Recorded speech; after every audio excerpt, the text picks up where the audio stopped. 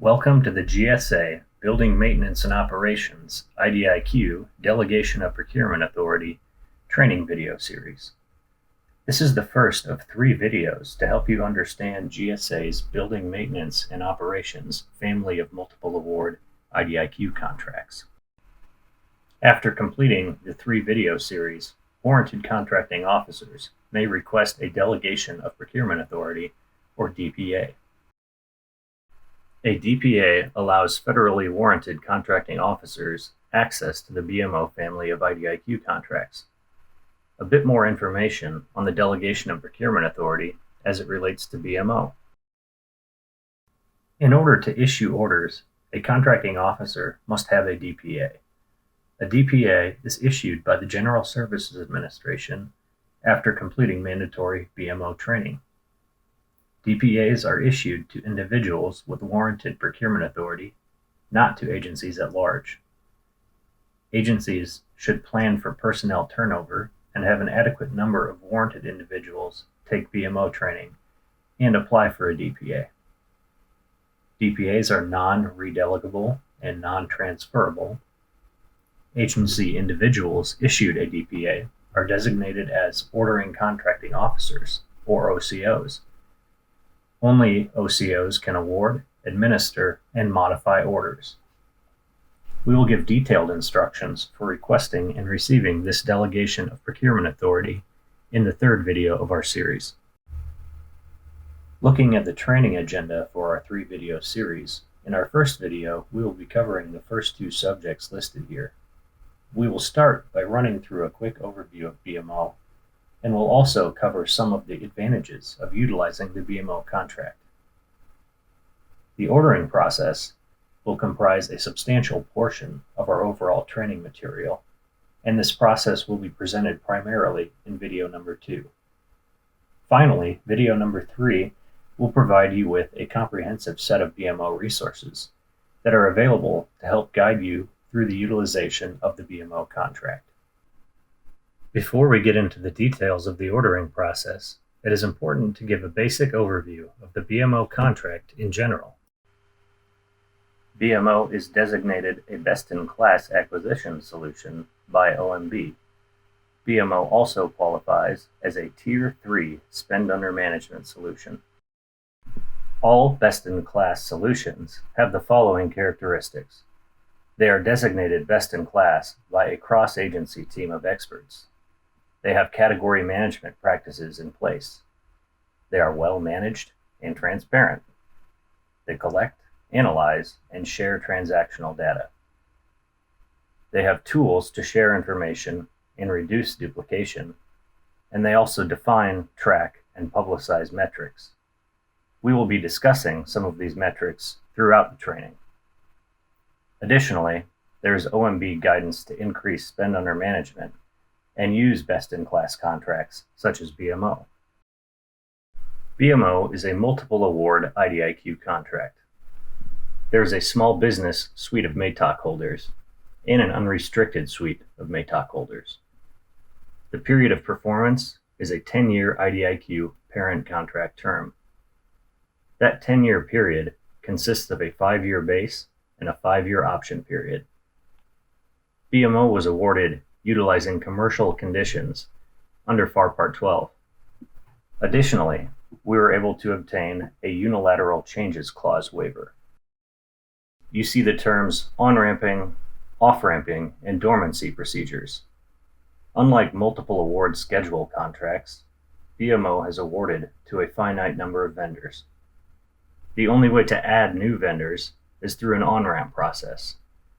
If there is an issue with a vendor, the first thing that would happen would be dormancy status. Under dormancy status, a vendor could continue to work on any open task orders, but it would not be able to propose on new work until the issues were addressed with a BMO contracting officer. If the issues are not addressed, then a vendor could be off-ramped or terminated from the contract. At this point, no vendors have been placed in dormancy status or off-ramped. Additionally, ordering and competition procedures are done in accordance with FAR 16505. We will cover this in depth later in the training. Here you'll find a listing of all of the BMO service categories. There are 16 different service categories in total, including HVAC maintenance, plumbing and pipe fitting, electrical maintenance, elevator maintenance, fire alarm system maintenance repair, fire suppression system preventative maintenance and repair, roofing service, building management services, architectural and framework building maintenance services, commissioning, elevator inspection, janitorial, landscaping and grounds maintenance, pest control, and waste management and recycling services. It's important to note that not every BMO contractor qualifies for every category, but the majority of vendors have been awarded under most of these service categories. BMO also includes other direct costs, material, equipment, travel, and subcontracts. Other direct cost support, integral and necessary as part of a total integrated solution within the scope of BMO, for which there is not a labor category specified in BMO, or other direct costs to obtain a total service solution is allowable under BMO. In order to utilize other direct costs, the ordering contracting officer should identify each ODC support service, or ODC, by separate CLIN on the task order award. Agencies may have their own limitations or thresholds that apply, so be sure that you are operating within your agency's ODC procedures or thresholds. While this list is by no means comprehensive, here are some common items that do not fit within the scope of BMO. BMO cannot be used for telecommunication systems, furnishings not installed as fixtures, equipment owned by servicing public utilities, computers and IT equipment, personally owned appliances, inherently governmental functions or personal services as defined in FAR Subpart 2-101, architect and engineering services as defined in FAR Subpart 2-101 and subject to the Brooks Act, and hazardous material removal and abatement would also not be included within the scope of BMO. Here you see a map of the various BMO phases and zones. The lime green area on the map indicates Zone 1, which was the first awarded zone of BMO. BMO Phase 2, which includes Zones 2 through 6, are highlighted in blue and span across the country. Phase 3, which consists of the purple states, has yet to be awarded. BMO took a zonal approach, primarily because we wanted to ensure that small businesses could participate in the program. During our initial market research, we learned that some small businesses would have trouble performing work outside of the zone in which they sit. Vendors awarded in a particular zone are allowed to perform work on task orders located in any state within that zone. Let us now take a look at the overall number of awardees on each of our tools. Within Phase 1, Zone 1, the BMO unrestricted suite of contractors consists of 8 vendor contracts, and the BMO small business tool consists of 39 contracts.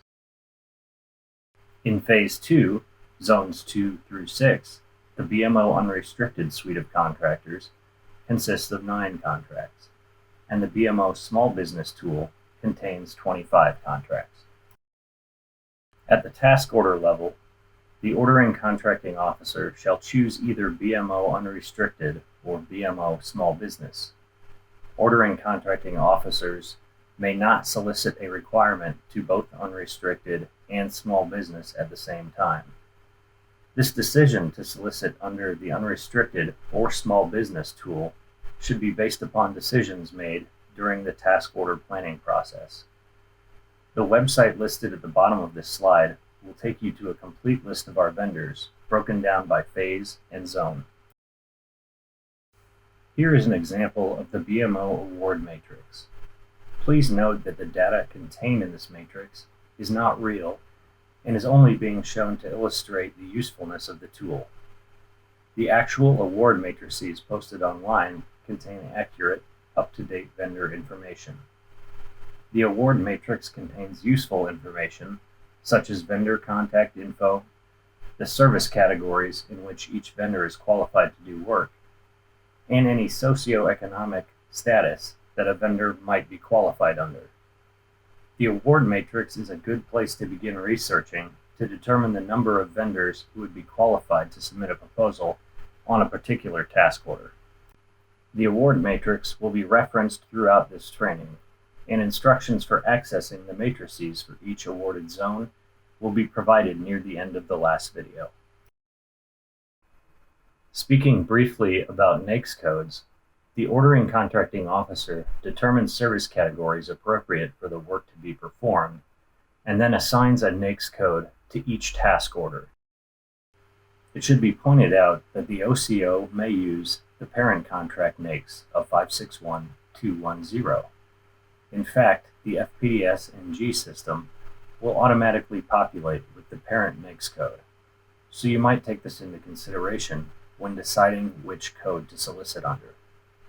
Should you choose to solicit under a NAICS code other than 561210, you will need to have the vendors recertify their small business status at the task order level. Let's take a minute at the end of this first session to go through some of the key advantages to utilizing BMO. We have broken it down into 4 general areas. The first area is BMO's ease of use.